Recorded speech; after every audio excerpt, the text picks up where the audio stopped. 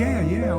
Yeah, I can see. Yeah, of course. I would be doing something like this, if I was your age. Right. Actually at this age too. Well, but they don't like cameras, so.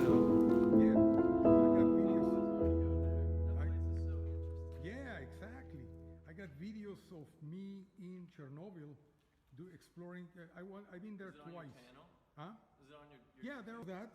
I got Facebook, I got Instagram, but I don't let that control my life. Right. Unfortunately, it is controlling my life because whatever I purchase or anywhere I go is related to, I buy chocolates and now I open my. Get in. You go You on a just snuck tour. by? No, you go on a tour. Oh, God, people doing that with Yeah, from 1908 up until 1926, Pratt Engineering Company was manufacturing machinery, exporting it to Puerto Rico, to Cuba, and other places.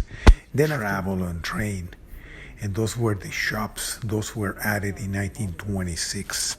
Prior to 1909, Pratt had laboratories also inside on this place.